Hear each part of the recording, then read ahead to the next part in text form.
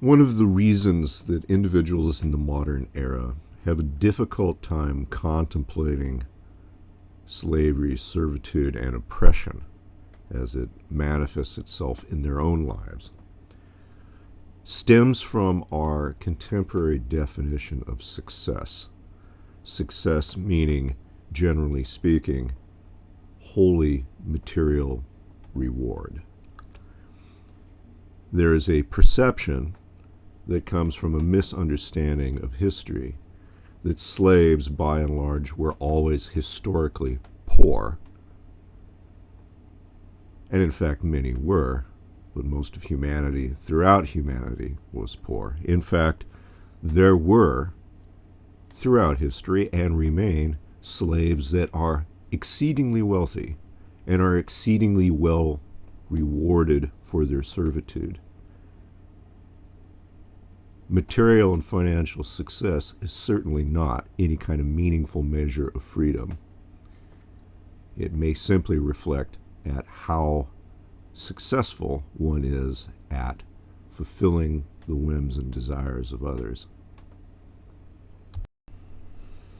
And it doesn't take much investigation either to recognize that prostitution, in fact, whether metaphorically or whether literally, was and remains one of the most attractive strategies by which a slave hopes to elevate themselves out of their servitude. And many examples exist of individuals who are willing to sacrifice their own human dignity and sell it by the pound as a means to try to acquire enough prosperity to purchase their freedom. Some cases, historically, that's been severe. One could contemplate the castrati, for example, simply being willing to enter a pact of servitude and literally surrender your testicles could buy you wealth and comfort for a lifetime, but not freedom. The trouble with gambits like prostitution is that while personal prosperity might be found through such strategies, again, metaphorically or literally, the debt that one must accrue through deliberately dehumanizing oneself into greater and greater levels of objectivity and oppression, that debt will never be overcome by the profit that can be had by it. It's certainly a fool's gambit, but it wouldn't take long for us to see many who would choose precisely that choice.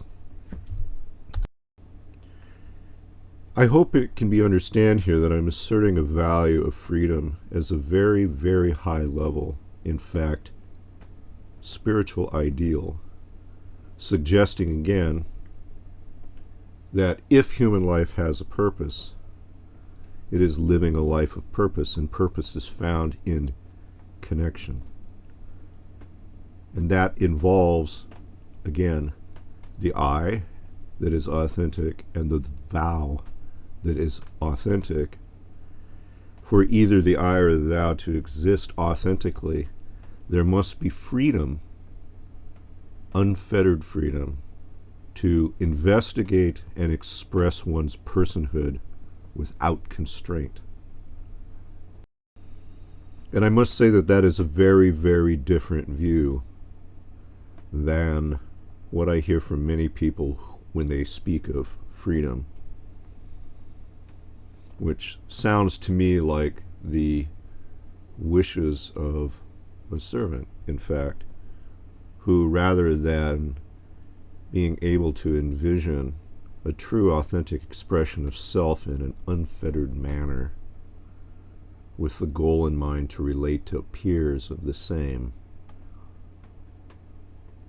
quality, they rather seek to simply find a more advantageous position along a dominance hierarchy,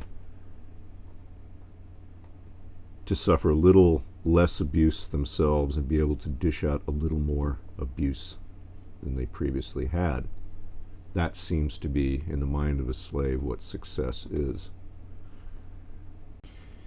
No, I offer a very, very different and radical view, which is that is this, that success can only be measured in the relative amount of authenticity by which one lives one's life in a manner that is congruent to the inherent and emergent values that one finds important.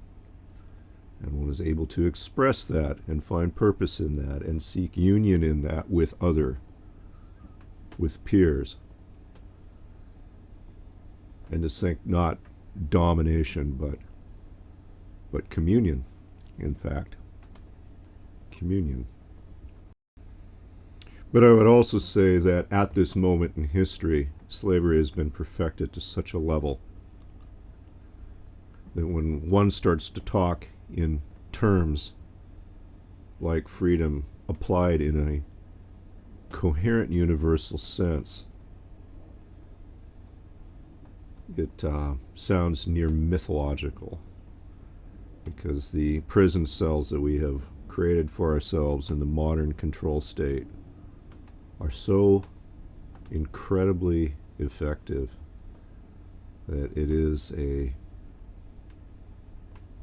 occludes for us any possible vision into realities such as I'm suggesting. And if I achieve nothing else here, I hope to present at least a glimpse, if nothing else, a glimpse, even if it appears to be mostly a dream.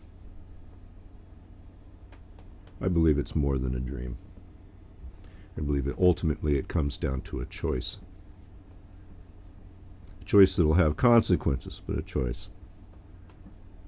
And I encourage you to dream about making that choice. Cheers.